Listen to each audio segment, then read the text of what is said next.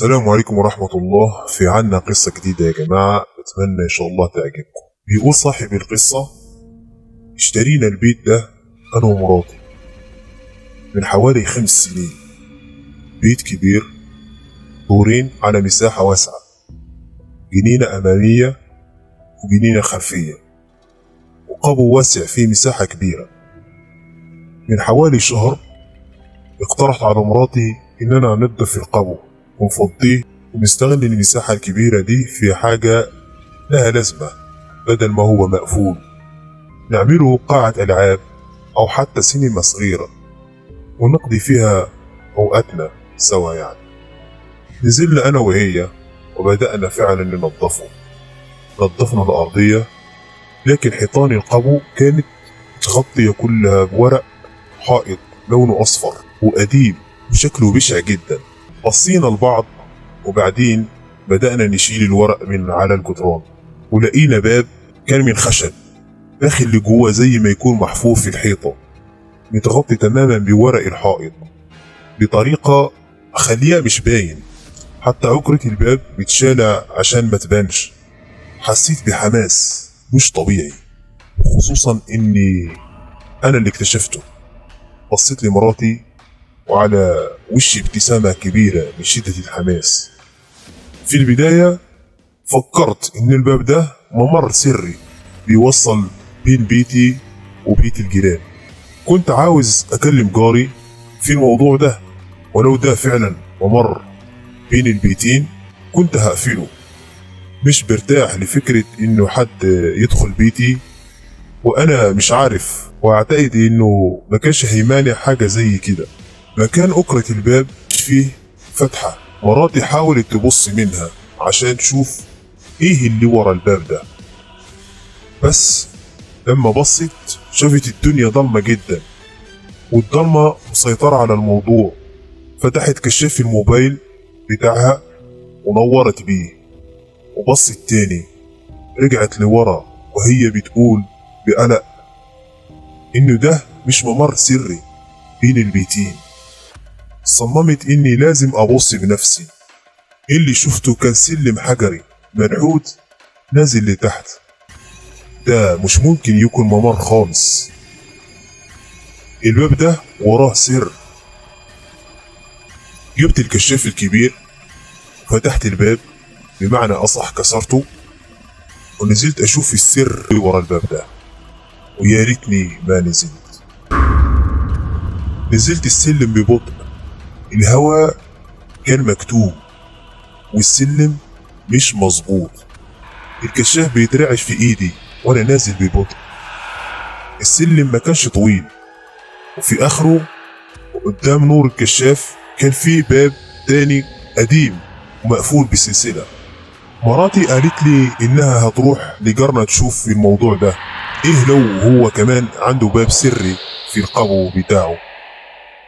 مسكت القفل بايدي وحاولت اشده. القفل كان قديم لدرجة انه اتفتح في ايدي على طول. فكيت السلسلة وفتحت الباب. طبعا فتحته ببطء ودخلت الأوضة اللي ورا الباب. الباب ده كان المدخل او المخرج الوحيد للأوضة. مشيت بالكشاف جوه الأوضة وفجأة وقفت. جسمي كان بيتنفض لدرجة اني ما قدرتش اسيطر على الكشاف. قدام عيني وفي ركن من اركان الأوضة كان واقف راجل قصير باصص في الارض ومش بيتحرك، باصص لركن الأوضة كأنه متعاقب. شكله كان مرعب قوي، كنت مفكره تمثال لحد ما اتحرك ببطء شديد. رفع رجل من رجليه وبدأ يرجع بيها لورا ببطء، كأن جسمه متصلب من قلة الحركة. بطء مخيف ومرعب. جسمي كله اتشل من الخوف، ما كنتش قادر اتحرك. كنت براقبه وهو بيحرك رجله ورا في الهواء ببطء لحد ما حطها على الأرض. جسمه كان بيتشنج وهو بيتحرك بطريقة غريبة قوي. حط رجله على الأرض وثبت لدقيقة تقريبا. جسمي كان مشلول من الخوف. بعد شوية رفع رجله التانية بنفس الطريقة وبنفس البطء. كنت حاسس إن الدنيا بتلف بيا. جسمه كان بيتشنج وبيتحرك بطريقة غريبة زي ما يكون ناسي الحركة. حط رجله التانية على الأرض كده، كان راجع خطوة لورا. صوت ضحكة شريرة خرج منه لثانية، وهنا فقت من الصدمة. حسيت بالخوف يجتاح جسمي كله. بدأ فجأة يتحرك بسرعة، كان بيجري لورا وظهره ليا بسرعة مخيفة. مفيش حد قدر يجري بالتشنج ده والسرعة دي. ضحكته كان بتخلي قلبي يترعش من الخوف. جريت، قفلت الباب ورايا بسرعة بس من غير السلسلة، وجريت على السلم. قفلت الباب التاني اللي قفله مكسور، وطلعت برا القبو خالص، وقفلت بابه هو كمان ورايا. سمعت صوت الخطوات الثقيلة طالعة السلم وصوت الباب السري بيتفتح. قفلت باب القبو كويس وانا سامع الضحك المجنون المخيف بتاعه بيقرب. خرجت من البيت ولقيت مراتي بتكلم جاري. جريت عليهم، طلعت تليفوني من جيبي وكلمت 911 وحكيت لهم على كل حاجة. ملقوش اي حد في البيت.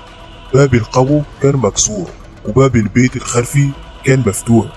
خطوات مقلوبة ماشية لحد نص الحديقة الخلفية قبل ما تتقطع تماما، وكأن صاحب الخطوات اختفى.